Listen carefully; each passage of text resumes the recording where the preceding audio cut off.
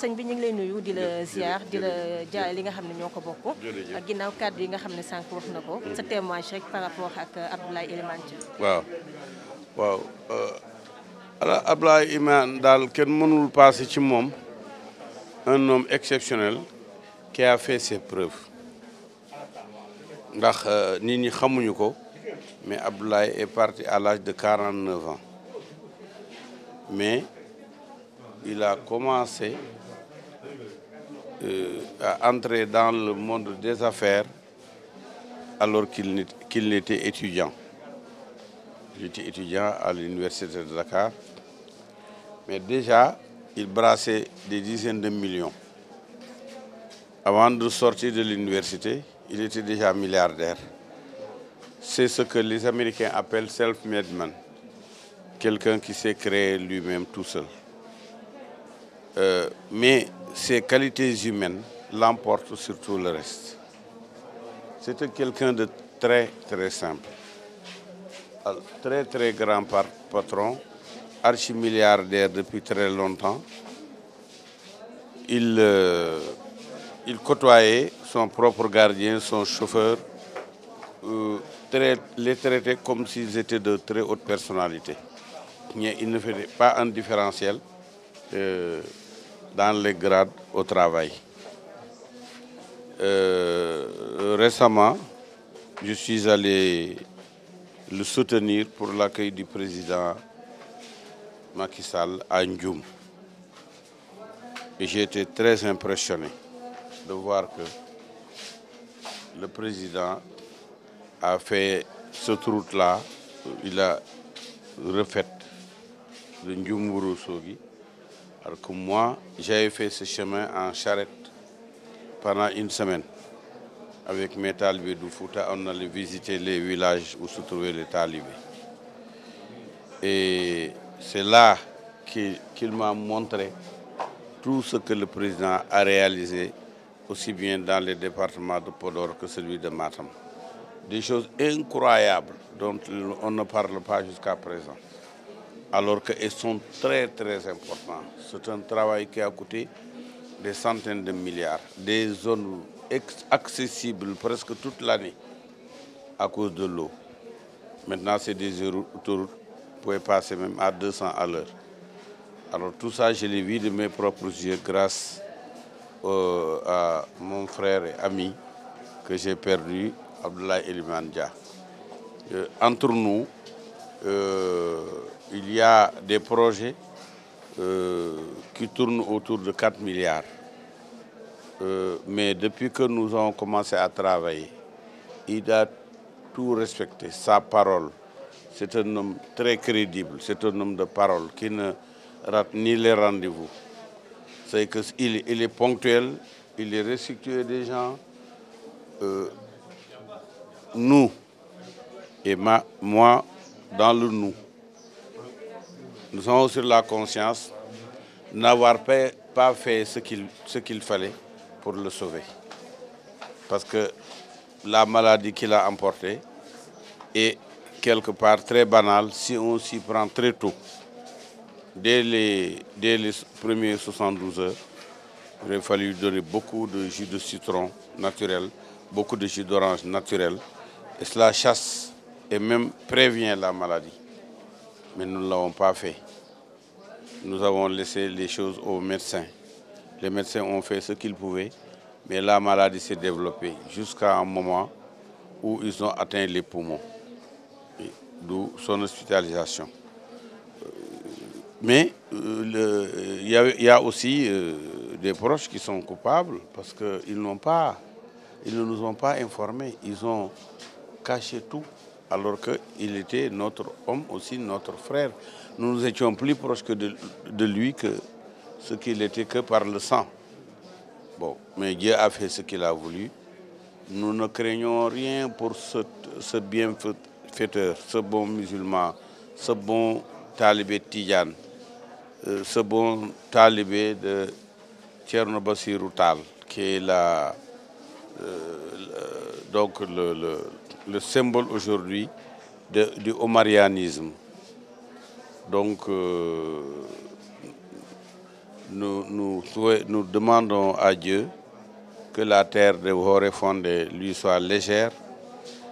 et à ses enfants, nous lui dirons, nous essayerons d'être là où tu étais, Abdoulaye, repose en paix. Min jetti Allah, min jetti on. Avant fuɗɗade min mbiya onon fof min jii ɗeɗo balɗe tati. Fouta dilli, Sénégal dilli, yi au niveau international. Abdoulaye wona neɗɗo wona ɓi demet tan, ko ɓi aduna o fof. Gandal makko ha caggal leydi, woni Arabie Saoudite, woni États-Unis, woni Europe, ha ari hen ha ɗo nde nana o yani yimɓe fof haqqillaji mon jiiɓima par ce que o faggino ko yimɓe.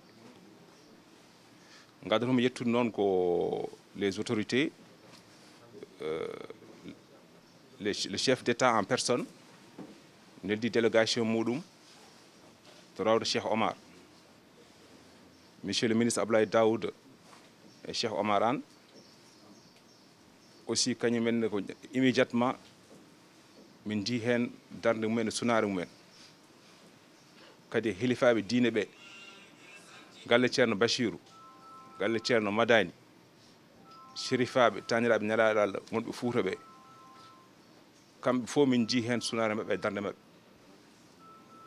So ɗum ɗon ɓenni kadi min gaddoto aussi yettade ko famille makko Mamadou Dia, kañum woni ɗo hen miñihu jinnaɗo debbo, mais aussi Jerebi Sako ko ganduɗa kañum ko Abdoulaye woni fof kañum woni caggal muɗum. Neɗɗo jaaƴƴo o duusi Abdoulaye jusqu'au bout. Collaborateur makko liggotoɓe wonɓe société ɓe fof mi wawa limtide ɗumen, somi limtima wot ko manquinmi. Mawniraɓe makko Mamoudou Dia, Mamadou Ndiaye Dia fof, Abdoulaye noon no Mamadou wiri ni, Abdoulaye funti hen jusqu'au dernier moment.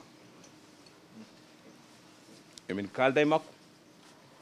hay ñande hen avant ɗum ko 22 heures o noddimi téléphone 2 fois, kono ndi ha jamma o jengi 2 heures du matin min Abdoulaye Daoud Diallo min kalti téléphone.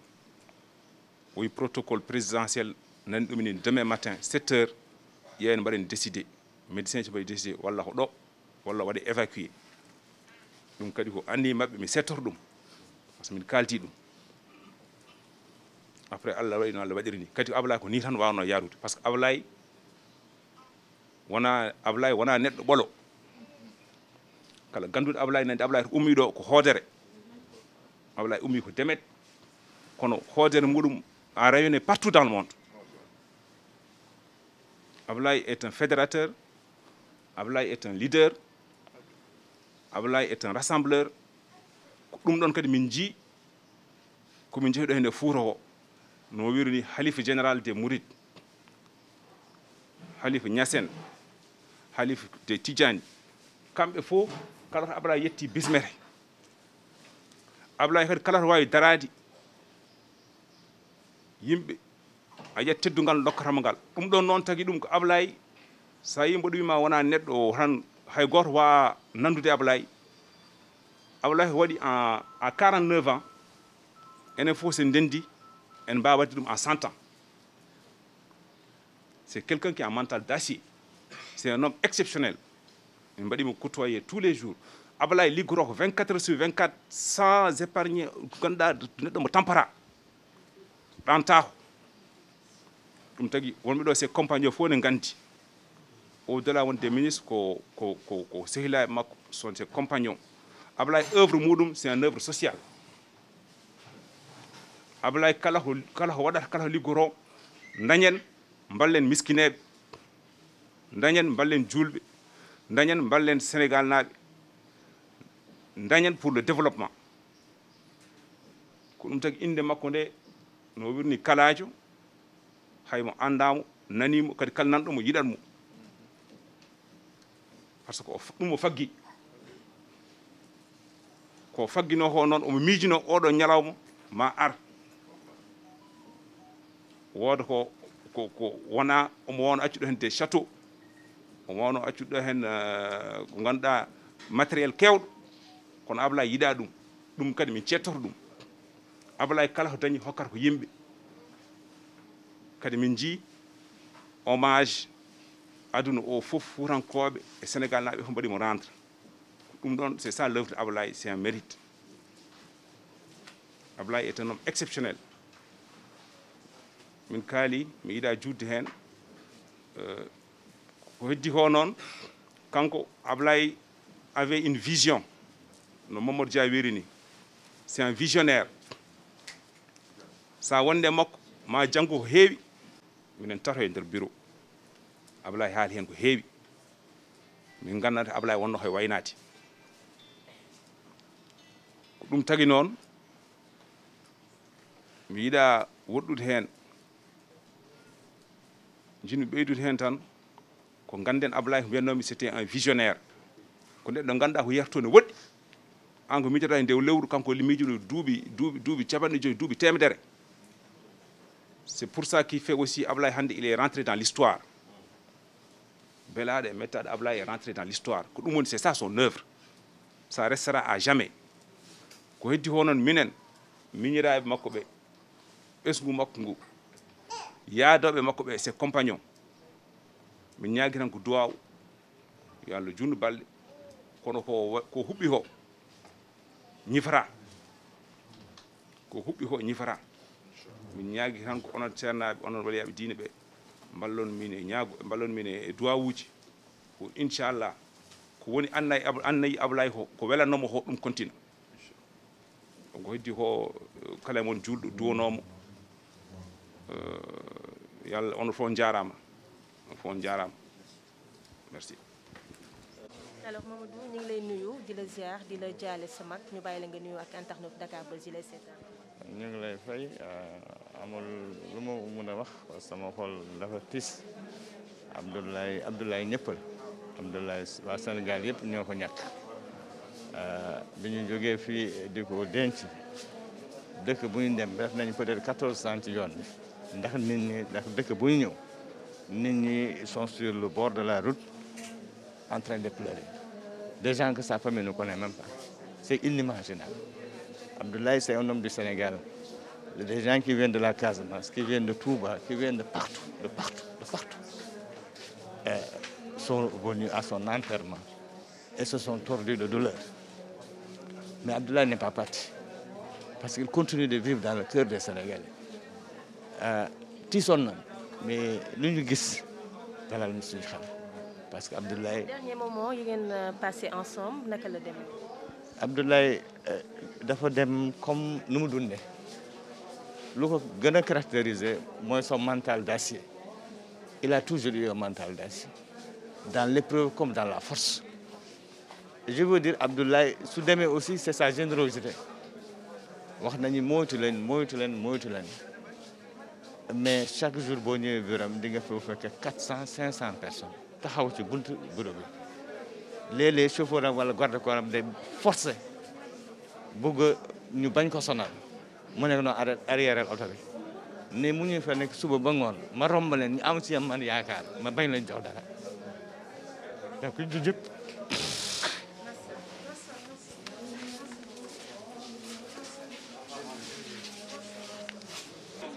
Baba ñu ngi lay nuyu. maa ngi lay fay ma sœur. maa ngi lay ginnaaw bi ñu la jaale waatee sa xarit Abdoulaye Elimane Dia fi mu ne denc nañ ko xam nañu keroog sa xol dafa feesoon lan nga ñu mën a waxaat. waaw li ma la mën a wax rek mooy nit ku baax la nit ku yaatu la tey boo xoolee ba mu génnee àdduna ba léegi li nit ñi di wax ci média yi li nit ñi def ak nit ñi def Fuuta ak yépp nga xam ne nit ku baax la. Kalaajo man leen moo ma gën a remarqué ci moom mooy xol bu yaatu la yor Ablaye ku ne la moom la bëgg ñëpp la bëgg tey boo ñëwee da nga xam ne Ablaye yow la gën a bëgg sa morom bu ñëwee noonu lay mën a wax noonu la mel te kon loolu nit ku baax la ak nit ku dul changer couleur man dama doon toog ba 1h du matin mu woo ma foo nekk maa ngi sama kër mënu ma génnal ma génn ñu ànd dem dox lu ñuy dox ñëwaat toog il am si man confiance bu wóor parce que nit weesuwul confiance boo ñëwee tey jii Ablaye du ma dalal saal ci kawam nañu dem néegu biiram xoolal loolu rek xoolal kilifa gu toll noonu boo ñëwee ci kaw ngay dem ngeen toog yéen ñaar di waxtaan buy génn nga toog yow moom chauffeur am rek ci oto kon kooku am ku la wóoluwul di la teg si wetam ngeen ni ànd di dem di dox lu ne kon mënu ma wax lu ma mën a def mooy ñaan rek moo fi des boo xoolee xalifa murit Tidiane Laayeen Ñaseen Omar yéen ñëpp ñëw nañu ñaan kon kooku nit ku baax la man mënu ma dara xaw ma dara man sëñ Tuubaa la am moom la am àdduna ak àllaaxira ñaanal naa ko di ko ñaanal ci barke Xaadim Rasul ci barke sama sëriñ Mouhamad Abib Mbacke yàlla na ko yàlla xare àjjana ci àjjana yi gën a kawe yàlla na yàlla teg si njabootam barke di ko jaale nag le département de Podor surtout di ko jaale le président de la république ndax Ablaye ku sonnoon ci président de la république la ndax man xam naa ci dara ba président tournée bu mujjee def man ak Ablaye ñoo ànd kon Ablaye ku fonk président la ku bëggoon le développement de Fouta la ku bëggoon nit ñi tekki la ku bëggoon Fouta ñëpp am jàmm nit ku ñu ñàkk mënuñu koo xam yàlla nag moo xam ndax lu baax lu ne suñu borom moo ko gën a soxla mais Kalaaja lu mu def ci àdduna ci au niveau de Fouta du ma gis ku ko def billaahi wala ki nga xam ne yoroo dara lépp ci sa poos nga koy génnee di ko def te dina ko def ak xol bu sedd bu deful sax day mer bu joxul ay nit day mer kon kooku kenn mënu koo fay man li may jooy rek gannaawam nañ ko gën a toppatoo parce que Ablaye warul nekk ku fay comme lu nu wax la fondation Ablaye Kalaaja dañ ci taxaw lu mu doon def di ñaanal chef d'entreprise yi nga xam ne moom la fi bàyyi ñu taxaw ko gannaam ba mu gën a baax di ñaan le président de la République ak ñoom Abdoulaye Daouda Diallo ñoom ñëpp ñu taxaw entreprise bi taxaw njabootam te je sais ni Abdoulaye Daouda Diallo li ma wax dégg na ko te dina ko def incha allah rek dina leen taxaw peuple sénégalais vraiment ñu ngi leen di jaale suñu xarit Kalaajo yàlla na ko yàlla xare àjjana bi jaay rasulullah sallallahu alayhi wa sallam merci beaucoup. alors monsieur War ñu ngi lay nuyu di la massawu di la jaale Abdoulaye Elimane Dia lan nga ñu mën a wax ci moom. waaw ginnaaw bi ñu sant yàlla julli su yonante bi sallallahu alayhi wa sallam di leen delloo nuyoo lu ñu mën a wax ci Ablaye bëri na bëri waaye boo xamante ne yàlla rek moo xam fu mu toll waaye mën naa wax ni wax ci moom ci man wax ci moom dafay jafe parce que man su ma waxee Ablaye sama bopp laa wax te ñun ñëpp xam nañ ni nit moom wax sa bopp dafa xaw a metti loolu daal mën naa ko ci wax. mais bokk nga ci nga xam ne yéen a bokk liggéey bi da ngeen doon gisante chaque jour yéen dernier moom moo ngeen passé ensemble. waaw bon man yàlla dafa dogal. avant julli ji bokk nañu ay séance de travail yu bëri man ak moom ñoo piquendoo presque virus bi donc jour julli malgré que yaramam neexul woon te comme dañoo am habitude julli bu nekk ñoo koy paasandoo fekk na moom mu xaw ma gën a tawat ma ne ko est-ce que kon julli bi duñ ko dàq sunu ndaje mais mu ne ma non ñëw leen rek ñu jullee nu ñu doon jullee ñu jéem a préserver la distanciation sociale yàlla def jouru julli bi ñu reyee sunuy xar ba pare ñu ñëw fekk na boobu il était inaccessible parce que il était isolé mais bi ñu ñëwee jabaram dafa comprendre ni ñun moom mënuñu bañ a yegsi si moom donc jour julli laa mujjee waxtaan ak moom si biir néegam voilà.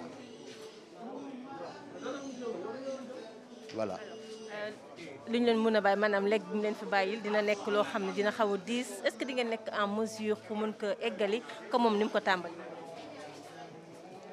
waaw xam nga Ablaye léppam mbiram yëpp yàlla la man bi mu am man-manu yàlla la yàlla moo ko jox ay mbiru yàlla la yàlla moo ko joxoon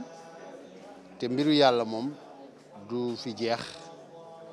donc je crois que même su fekkente ne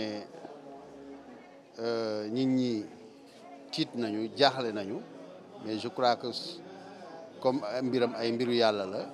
jàpp nañ ni mbiru yàlla du jeex donc li mu fi def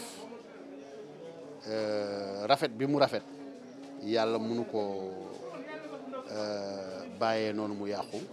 donc yàlla dina ko téyel boppam waaw merci bien merci. alors ñu ngi lay nuyu nga présenté wu xam nañu ne garde corps Elimane Abdoulaye Dianga déjà ñu ngi la koy jaale naka nga tudd. waaw ñu ngi nuyu ñëpp di sant ñëpp di char àdduna bi ñëpp di mos a coono àdduna bi nag surtout waa Fuuta nag Kalaaji moom bu ñu wax ay baaxam fi ñu fanaan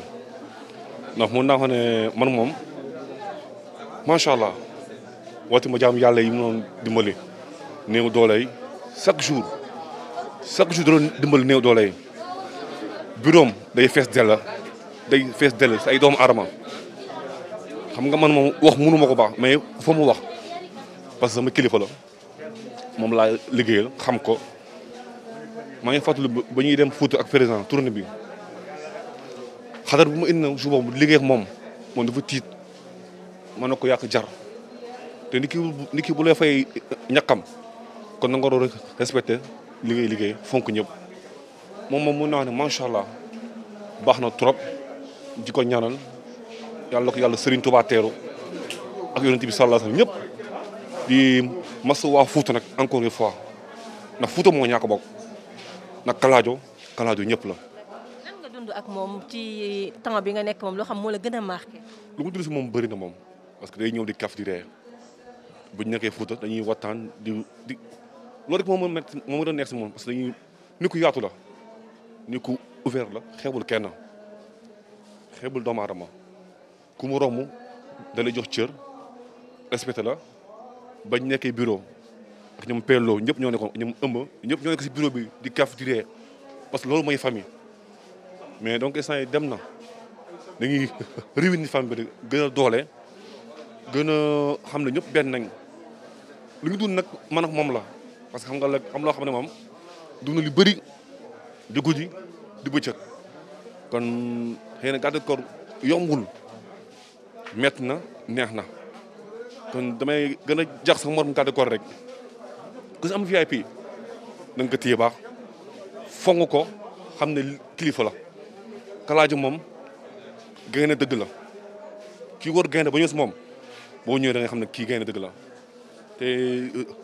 di nuyu ñëpp di nuyu yi ndam presse bi gis naa seen liggéey baax Fuuta ba tey bàyyiwoo leen yéen a ngi si liggéey bi di daw suba ngoon ni jëmm ji kon da ngi jàll soxna bi rek mi soxna Kalaaji bi di nuyu njaboot Kalaaji ñëpp ji ko char di nuyu ñëpp wasalaam merci beaucoup. Moi, je me présente, je m'appelle Makodoulo, je suis l'intendant, maay Makodoulo, intendant société bi nga xam ne Abdoulaye Elimane Dia moo ko jiite. Abdoulaye Elimane Dia c'est mon patron, c'est notre patron. Il n'aimait même pas bëggul woon sax ñu koy wax patron, associé la bëggoon ñu koy wax. Quoique moom dafa bëggoon rek liggéey bi ñu teg ko ci yoon. J'étais son plus proche collaborateur parce que 7 heures du matin bu ñëwee fa la may fekk bu ñibbi 23 heures minuit ñoo ñibbindoo. Pas mal de documents ak de certaines financières man la koy dénk mais Abdoulaye Dia bu ko nit ñi ñaanalee mu dem àjjana bu ko nit ñi ñaanalul mu dem àjjana parce qu'on a vécu 8 ans auxquels man ak moom ñooy ñibbindoo chaque jour je suis le dernier à le voir bu ñëw le matin je suis le premier à le voir c'est à moi qui donne son emploi du temps de la journée tout ce qu'il donne à une tierce personne sama loxo la koy teg pour parler peu rek chaque jour que je fais du lundi au samedi bu wàccee bay ñibbi 22h 23h génn ci biti ba dugg otoom bay dem ba ñuy wax man ak moom les derniers mots fekk nit ñi taxaw dina yëkkati xaalis bu bëree bëri jox ma ne ma jox leen chaque jour te loolu nit rek moo day jox ba jox ñu mu xamul. récemment bi tabaski bi desee ay 2 jours 3 jours dafa génn fekk nit ñi mu ne ma ñii nag ma ne ko yàgg nañ mu yëkkati une enveloppe de 300 000 francs jox ma jox leen. bureau bi ci kaw ba ci suuf ku ci nekk mu ne ma est-ce que ñëpp jox nañ leen si dara ci tabaski bi ma ne ko am na ñoom am na ñu amul. mu ne ma faire moi la liste de tous les gars qui travaillent dans le bureau qui n'ont pas reçu li ma leen di dimbalee ma évaluer ko ñëw jox ko ku ci nekk mu jox la lim lay jox Abdoulaye Dia yàllaa koy ñaanal nit ñi ñoo koy ñaanal yàlla ñaan nit ñi ñaanal na boppam ba pare Ablaye je dis que bu ñu xëyee le matin bu xëy see ñi liggéey si 7 heures ba presque 0 heure du toog mi ngi recevoir mi ngi liggéey mi ngi recevoir mi ngi liggéey ba ni mu wàcc ba ñibbi te heure bu wàccee ba génn man ak moom ñooy génnandoo ba ñëw taxaw ci biti ba jël saag yi teg ko ci oto bi mu xool environnement bi des choses des mendiants des talibés ñu mu xamul sax dañ fa doon jaar rek di jàll mu ne ma loo ñii lu ñuy def fii ma ne ko li nga leen tàmmal mu ne mais heure bi guddi na rek ma ko waroon wax ma ne ko non comme vous êtes un peu souffrant ces temps-ci mais jéemal dem mu ne ma non je ne peux pas bàyyi nañ kër yëpp ñëw fii jox ma saag bi ma jox ko malit bi mu ubbi 100 000 200 000 300 séddale leen te ñooñu xamu leen du leen teg bët day xëy si le matin romb bureau bi romb ay maire ay pa jël 10 000 20 000 francs jox leen kon nag ñun dañ koy ñaanal yàlla xaree ko àjjana Ablaye Dia ñaanal na boppam ñun ñi fi bàyyi nag ci société bi nañ góorgóorlu ba lekk bi mu ñu bàyyi ñu jéem ko téye parce que il nous paye bien il nous arrange il nous assiste yàlla na ko yàlla xaree àjjana merci madame. merci. nuyu nga présenté wu. asalaamaaleykum wa rahmatulah barakaatu man Abdoul Bousso laa tudd daa ngi jiite Fouta Men Django autour de Baba Mal man avant loolu nag man maa nekkoon coordonnateur mouvement des élèves étudiants républicain de Podor. ban témoignage nga mën a def ci Kaladio. bon Kaladio moom vraiment monsieur Ablaye Elimane Dia da nga koy ñaanal yàlla xare ko aljana man bu ñu nekkee étudiant moo ma njëkk a jox appartement logement des étudiants moo ma ko njëkk a jox daf ñu recevoir jox ñu appartement jox ñu ordinateur jël enveloppe teg ci après loolu aussi Bamal bi mu ma dénkee Fouta Men Django dañu waroon def caravane pour sensibiliser les talibés nan la ñuy def pour moytu coronavirus mbas mi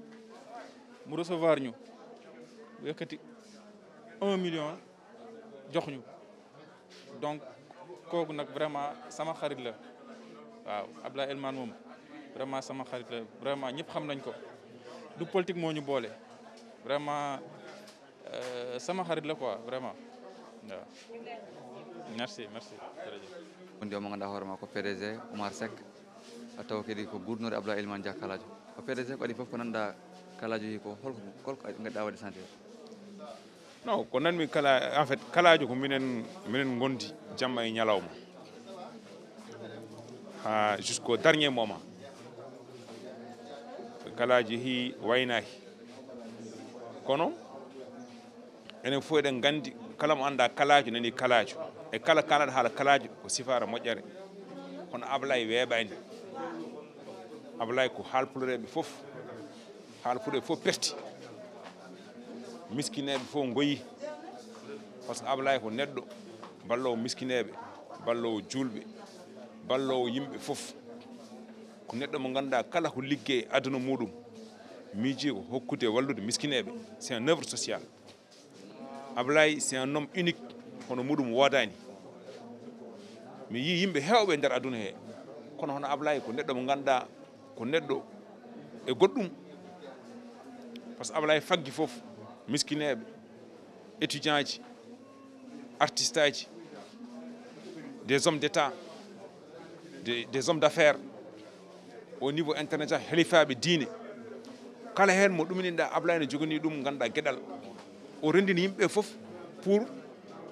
yo haalpuloreɓe dañ pofto liggo pour walla leñol o ɓamta ɗumen.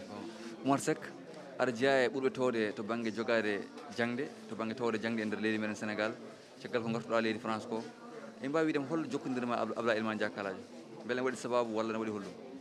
eyyi jokkodirgam Ablaye min mi yalti Sénégal guila mboɗo yara e duuɓi 16 mboɗo wawi je suis un produit français toon janggumi toon dañmi hen ko dañmi ho alhamdulillah Abdoulaye tawi hen plusieurs fois Paris Portugal wi kam Oumar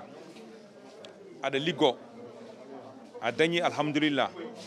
kono sa woni ɗo kala ko dañƴa ko joguiɗa ko ni an tan wawa gaynude jinmi ko gara balla kam holko joguimi Sénégal balla kam jogade ɓeydo kala ko dañƴen ballen hen miskineɓe ɗon Ablaye waɗi tan convaincre yomi artu en France mi ligguima toon dans beaucoup de multinationales mi ligguima toon dans beaucoup d'entreprises au niveau international dans plus de 80 pays dans le monde toutes les grandes entreprises woni français japonais américain saoudien fof mi liggini kono ko Ablaye waɗi am convaincre wi ko mbatta o fof ne moƴƴi kono ɗum ko toon heddoto ar Sénégal min ko mbaɗanmi Sénégal ho jinmi wallude haalpulaar en jinmi wallude sénégalais en jinmi wallude africain fof so Ablaye ko jingowo ko ɗum ɗon woni effectivement gandalam kala mbano jogade hen woɗɓe kadi ne keddi kono Ablaye adi fof si hoolare e teddugal ko garmi ɗo kan woni jinnaɗam kanko woni fof ɗum tagi noon o jangguini ham ko heewi o furmen ko heewi min ñaagui Allah tan ko waɗi ko yo ɓeydo huɓɓu yo ɓeydo huɓɓude emin ñaagui hen ganduɗa haalpulaar kala ko ganduɗa ɓiɗɗo sénégalais kala ko wawi wallude min hen min ñaagui duwaw bisini muɗum pour enen fof continuen œuvre Kaladio fondation Kaladio koye projet ji amen wonno ɗum ma yaltu janggo onon fof ma onji par ce que Ablaye il reste dans l'histoire Kaladio c'est un nom unique kanko tan jogui nden indi ça va continuer à perpétuer voilà merci jarama no fewi Seck inchallah momin gartu e ma so Allah jaaɓi taw kadi ko yewtere meɗen heeride inde bodduɗo en o mo ganduɗa hoore makko Abdoulaye Elimane Dia Kaladio ɗo e ɗo galle makko ɗo abbire makko Almadi ɗo inchallah momin dokka ɗumen kadi inchallahu rabbi jarama